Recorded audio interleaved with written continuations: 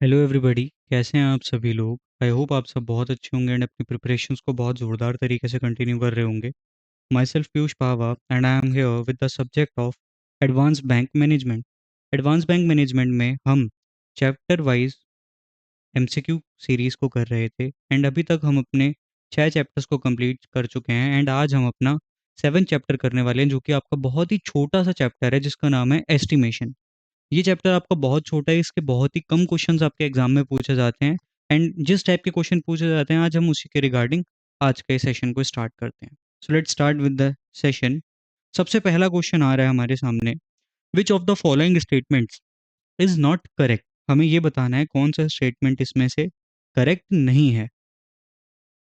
Estimation in statistics helps determine population parameters based on sample data. ये तो आपका correct estimation, ये आपका करेक्ट स्टेटमेंट है। क्यों? क्योंकि आपसे ये क्या कह रहा है, ये आपसे कह रहा है कि अगर हम एस्टिमेशन जो है स्टैटिस्टिक्स में, वो क्या हेल्प करता है कि हम पॉपुलेशन पैरामीटर्स को निकालें सैंपल डेटा को यूज करके। इसका मतलब क्या है कि हमारे पास एक बहुत ज़्यादा पॉपुलेशन है। लेट सपोज हमारे पास जो पॉपुलेशन के आइटम्स हैं वो कितने हैं, 1 लाख।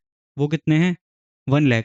अब हमें निकालना है कि इनकी, जो ये 1 लाख पीपल हैं, इनकी हाइट का मीन क्या होगा। तो अब हम 1 लाख लोगों के पास जाके पहले उनकी हाइट मेजर करें, उसके बाद उसका मीन निकालें। उससे ईजी हम क्या करेंगे, इन 1 लाख में से किन्हीं भी 100 लोगों को पकड़ेंगे, उनकी हाइट का मीन निकालेंगे और उसी से हमें पता चल जाएगा कि ऑलमोस्ट ऑलमोस्ट पॉपुलेशन का मीन क्या है। तो इस तरीके से हम सैंपल डेटा का यूज करते हैं एस्टिमेशन प्रोसेस में टू डिटरमाइन पॉपुलेशन पैरामीटर। तो ये स्टेटमेंट आपका एकदम करेक्ट हो जाएगा। नेक्स्ट स्टेटमेंट है, a point estimate provides a range of possible values for a population parameter. जो हमें रेंज ऑफ पॉसिबल वैल्यूज बताता है ना, उसे हम पॉइंट एस्टिमेट नहीं कहते, उसे हम कहते हैं इंटरवल एस्टिमेट। और पॉइंट एस्टिमेट क्या होता है, वो एक पर्टिकुलर वैल्यू बताता है कि आपके पॉपुलेशन पैरामीटर की पर्टिकुलर वैल्यू क्या है। तो जो रेंज ऑफ पॉसिबल वैल्यूज है वो आपको कौन बताता है, interval estimate. Hence option number B जो है वो आपका स्टेटमेंट इनकरेक्ट है।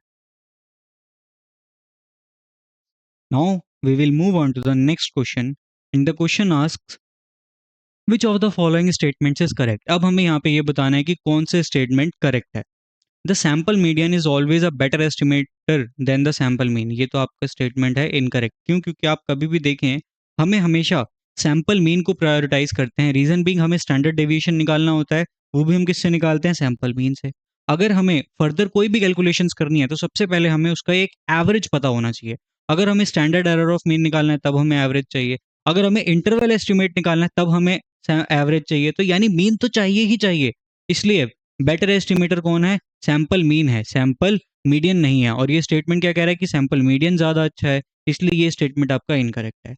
नेक्स्ट स्टेटमेंट आपसे कह रहा है, estimation is not required when full population data is available. ये आपका एकदम करेक्ट स्टेटमेंट।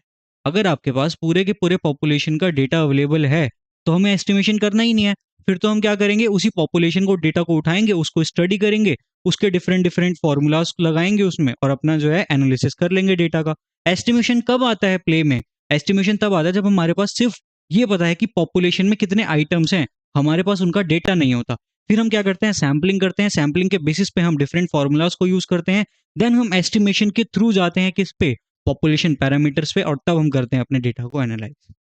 ये सारी प्रोसेस हमें कब करनी पड़ती है, जब हमारे पास पूरा डेटा अवेलेबल नहीं होता है। लेकिन अगर पूरा डेटा अवेलेबल है तो एस्टिमेशन की नीड ही नहीं है। Hence option number B is your correct answer.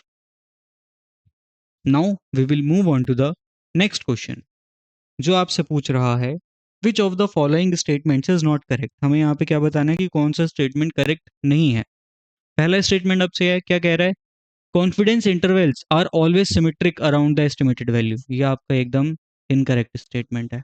क्यों? क्योंकि जो आपका कॉन्फिडेंस इंटरवल है ना, वो हमेशा सिमेट्रिक नहीं होते, कई बार वो एसिमेट्रिक होते हैं और वो स्क्यूड होते हैं, पॉजिटिवली स्क्यूड और नेगेटिवली स्क्यूड भी हो सकते हैं। कोई ऐसी वो नहीं होता, फॉर्मूला नहीं होता, कोई ऐसा हार्ड एंड फास्ट रूल नहीं है कि वो हमेशा सिमेट्रिक ही होंगे एस्टिमेटेड वैल्यू के अराउंड।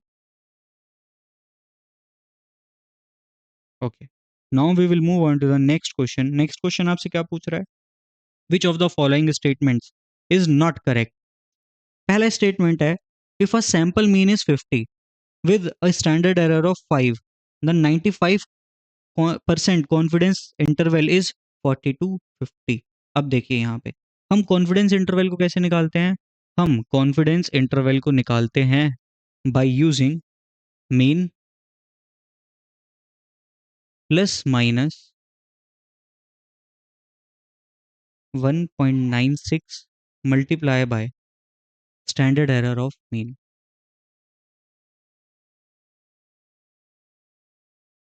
देखिए यहाँ पे हमारे पास स्टैंडर्ड एरर क्या है? हमारे पास स्टैंडर्ड एरर है 5, मीन कितना है 50, यानी ये क्या होगा 50 प्लस माइनस 5 इंटू 1.96। अब देखिए 1.96 मल्टीप्लाई बाय 5 कितना होता है? 1.96 मल्टीप्लाई बाय 5 होता है 19.6 का हाफ कितना हुआ? 9.8। तो ये आपके पास क्या आ जाएगा? Is equals to 50 plus minus 9.8। अब इससे हमारे पास कॉन्फिडेंस इंटरवल क्या निकलेगा? 50 में से 9.8 को माइनस किया वो आ जाएगा 40.2, और 50 प्लस 9.8 किया वो कितना आ जाएगा? 59.8। तो ये आपका बन जाएगा क्या? Confidence interval. लेकिन यहाँ पे आपसे क्या कह रहा है कि ये 40 to 60 है, इसलिए ये स्टेटमेंट आपका इनकरेक्ट है, and hence this is your answer. Now we will move on to the next question, जो आपसे पूछ रहा है अगेन कि कौन सा स्टेटमेंट इसमें से इनकरेक्ट है। तो देखिए, bank profitability estimates depend on the net interest margin and operating cost. ये तो आपका एकदम करेक्ट स्टेटमेंट है। क्यों? क्योंकि हमें जो बैंक की प्रॉफिटेबिलिटी है वो कैसे निकलेगी? हमें सबसे पहले किसी भी चीज की प्रॉफिट निकालना हो तो कैसे निकलता है? Income minus expense. अब जो बैंक की इनकम है, बैंक की इनकम कैसे निकलती है? जो हम बैंक से लोन लेते हैं उसके बाद उसके अगेंस्ट हमें बैंक को इंटरेस्ट देना पड़ता है, वो है बैंक की इनकम। बैंक की कॉस्ट क्या होती है? वो डिफरेंट डिफरेंट कॉस्ट हो सकती है, like salaries, like rent, computer के किसी सॉफ्टवेयर की कॉस्ट, एंड जो हम इंटरेस्ट बैंक जो सॉरी हम बैंक में अमाउंट डिपॉजिट करते हैं उसके अगेंस्ट जो बैंक इंटरेस्ट देता है, ये कुछ कॉस्ट्स होती हैं। तो अगर हम नेट इंटरेस्ट मार्जिन में से ऑपरेटिंग कॉस्ट को माइनस कर दें तो उसके बेसिस पे हम क्या निकाल सकते हैं? बैंक की प्रॉफिटेबिलिटी। इसलिए आपका स्टेटमेंट ए एकदम करेक्ट है। नेक्स्ट स्टेटमेंट आपसे कह रहा है bank estimate future interest rate using time series forecasting. ये भी करेक्ट स्टेटमेंट है।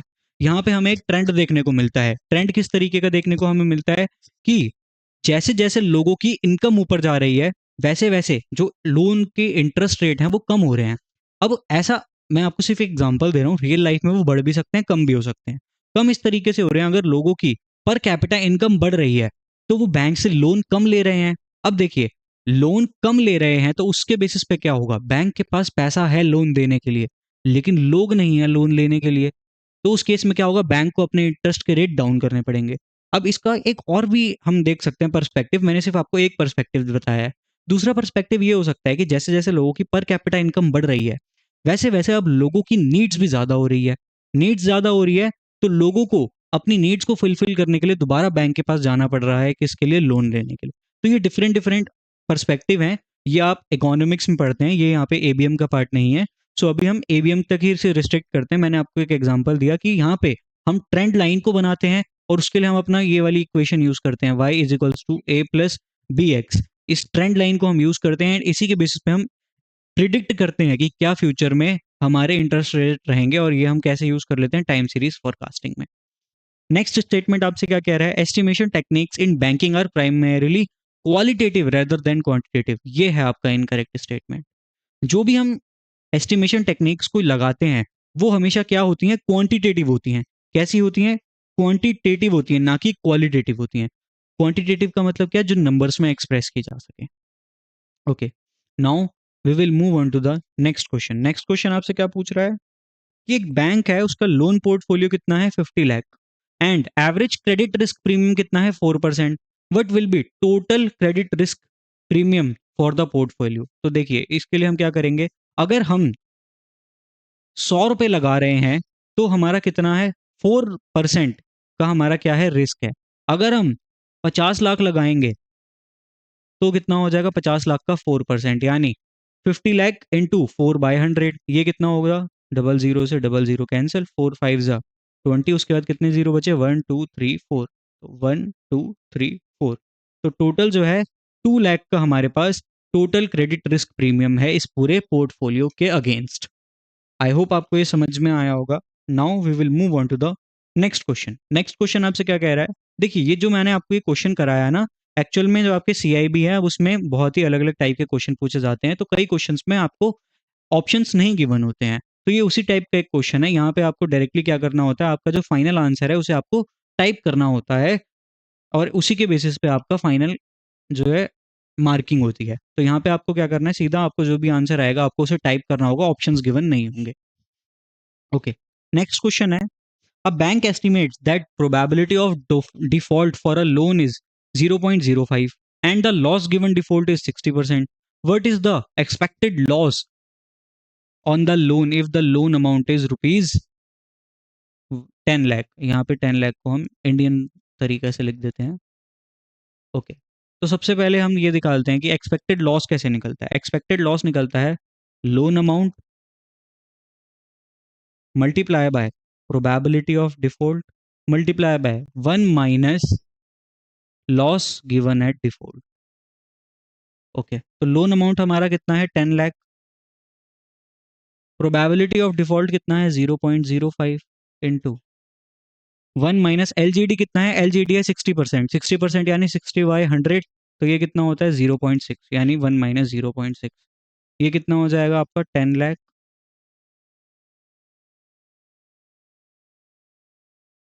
इंटू 0.05 इंटू 0.4, तो ये कितना आएगा आपके पास 10 lakh multiply by 0.05 multiply by 0.4, ये आ रहा है आपके पास 20,000। तो हमारा जो एक्सपेक्टेड लॉस है वो कितना है 20,000।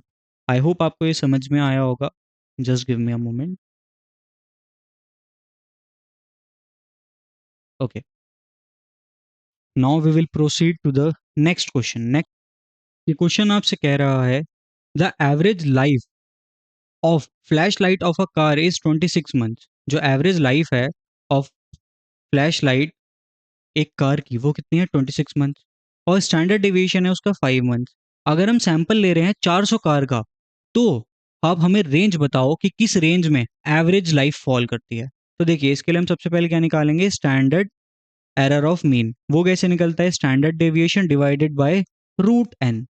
स्टैंडर्ड डेविएशन आपका कितना है 5, रूट एन यानी रूट 400, 5 डिवाइडेड बाय 20 जो कि होता है 0.25। अब हमें क्या निकालना है, रेंज निकालनी है।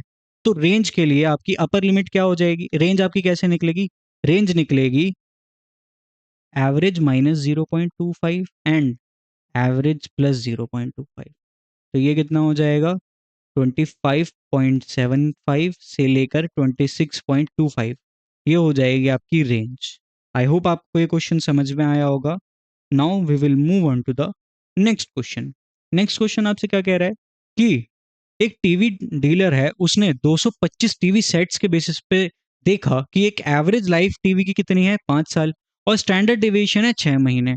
तो आप ये बताइए कि स्टैंडर्ड एरर ऑफ मीन क्या होगा। तो again standard error of mean कैसे निकालते हैं हम, वो निकालते हैं standard deviation divided by root N. तो स्टैंडर्ड डेविएशन आपका कितना है 6, रूट एन यानी 225 का रूट, तो 6 डिवाइडेड बाय 15 जो कि होता है आपके पास 0.4। 0.4 होता है। आई होप आपको ये क्वेश्चन समझ में आया होगा। एंड विद दिस क्वेश्चन आज का जो हमारा सेशन है वो यहीं पे एंड हो जाता है। आई होप आपको आज के सेशन के सभी एमसीक्यूज समझ में आए होंगे। देखिए ये वाला जो आपका चैप्टर था, ये वाला सबसे ईजी चैप्टर है और सबसे छोटा चैप्टर है आपके पूरे के पूरे सिलेबस का। तो इसके जितने भी क्वेश्चंस बन सकते थे मैंने वो ट्राई किया है आपको टेकअप करने का। And thank you so much everyone for attending this session.